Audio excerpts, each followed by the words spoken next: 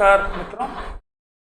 आज हम बात करेंगे कोई भी राजनीतिक सिद्धांत कैसे बनता है, या राजनीति का अध्ययन हम करते हैं और हम स्वयं कोई राजनीतिक सिद्धांत बनाना चाहें तो कैसे बनाएं। इसके लिए वैसे तो जो मेथोडोलॉजी है वो एक रिगरस मेथोडोलॉजी है, उसमें नहीं जा रहा हूँ मैं आज पहले मैं शुरुआत करना चाहता हूँ कि वो क्या मूलभूत मान्यताएं हैं जिनको हमें पहले स्पष्ट करनी चाहिए, जिसके आधार पर राजनीतिक सिद्धांत का निर्माण होता है। किसी भी विचारक को जब आप देखेंगे तो उसके जो राजनीतिक सिद्धांत हैं, चाहे वो प्लेटो का हो, चाहे हॉब्स का हो, चाहे रॉल्स का हो, उनके कुछ मान्यता हैं जिनको वो स्वीकार करते हैं और उसके आधार पर राजनीतिक सिद्धांत का निर्माण करते हैं। ये सभी दार्शनिकों पर, विचारकों पर लागू होता है। वो कौन सी 5-6 बातें हैं जिन पर हमें पहले विचार करना पड़ेगा और हमें एक स्टैंड लेना पड़ेगा, यानी हमें एक चीज़ स्वीकार करनी पड़ेगी, हम इसको मानते हैं। उसके पश्चात हम राजनीति के सिद्धांत की निर्माण की बात करेंगे। आज एक बात करते हैं पहली। वो प्रश्न ये है कि क्या मनुष्य की प्रकृति समान होती है या अलग अलग होती है, यानी सारे मनुष्य की प्रकृति एक जैसी होती है या मनुष्य में प्रकृति अलग अलग प्रकार की होती है। अंग्रेजी में इसी को कहते हैं वेदर वी कैन सी और we can perceive a common human nature, और ऑल इंडिविजुअल्स और ग्रुप्स और रेसेस और religious persons have different human nature. क्या हर व्यक्ति या हर समूह की या हर देश की या हर जाति की या हर वर्ग की प्रकृति अलग होती है, या सारे मनुष्यों की प्रकृति एक जैसी होती है? हमें ये निर्णय लेना पड़ेगा कि हम किस बात को मानते हैं। क्यों मानते हैं ये अलग बात है, उसके तो बहुत से कारण हो सकते हैं क्यों माने हम किसी बात को, लेकिन अंत में क्या हम मानते हैं इसको या नहीं मानते। क्या कह रहा हूं मैं कि हम जब सिद्धांत निर्माण करेंगे तो हम कहेंगे ये सिद्धांत निर्माण मनुष्यों के लिए है। सिद्धांत निर्माण किसी विशेष व्यक्ति के लिए तो होता नहीं है, विशेष समूह के लिए भी नहीं होता कि विशेष समूह के लिए अगर आप करते हो तो आपके सिद्धांत निर्माण का जो एरिया है वो बहुत कम रह जाता है, तो उसको फिर मान्यता नहीं मिलती। आप मान लिए कहे कि राजस्थान में एक अभी जैसे चुनाव हुए तो राजस्थान में एक विधानसभा में एक जगह पर ऐसे वोटिंग हुई, उसका कोई सिद्धांत निर्माण नहीं हो सकता। आपको पूरे राजस्थान का या पूरे कॉन्स्टिट्यूंसी का या पूरे देश का आपको कॉमनैलिटी ढूंढनी पड़ेगी, तब आप एक सिद्धांत निर्माण की तरफ बढ़ सकते हैं। अगर कोई यूनिक फीचर है अलग किसी जगह पर तो उसका सिद्धांत निर्माण क्या करेंगे, खुद कह देंगे एक्सेप्शन है या अभी सिद्धांत निर्माण के लायक डेटा ही नहीं है हमारे पास। लेकिन जब हम दार्शनिक स्तर पर बात करते हैं तो पहली बात हमें यह स्वीकार करनी होगी कि हम मनुष्यों में प्रकृति समान मानते हैं नहीं मानते। इससे भी पहले कुछ दार्शनिक हैं जो मानते हैं कि मनुष्य में समान प्रकृति होती नहीं है, प्रकृति होती नहीं है, उसका कोई मतलब ही नहीं है। समान व्यवस्था होती है। There is a common condition in which human beings behave differently और इन सेम मैनर।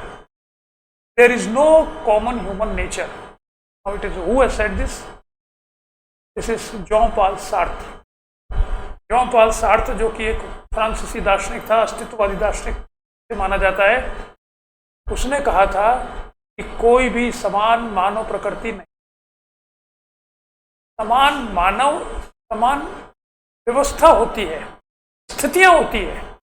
जैसे 20वीं शताब्दी में आप हो तो 20वीं शताब्दी की दुनिया भर में एक विशेष प्रकार की स्थिति है जो कि 19वीं शताब्दी में नहीं थी। जैसे आप आज की बात करें तो इंटरनेट से आने के बाद और इंटरनेट के आने से पहले तो अलग अलग प्रकार की स्थिति थी मनुष्यों के सामने, और उसमें मनुष्य हर व्यक्ति अपने हिसाब से रिएक्ट करता था या करता है।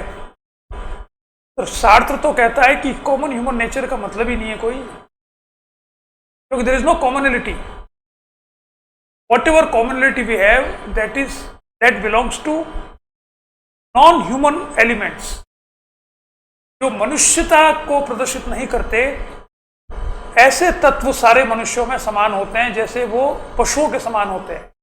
भूख लगना, अब भूख लगना पशु को भी भूख लगती है और हमको भी लगती है, ये समान है सारे मनुष्यों में। अपने आप का संरक्षण करना, अपने आप को बचाना, भय मुक्त होना, भयभीत होना, ये वो है जो सब में कॉमन है। This is not human nature according to Sartre.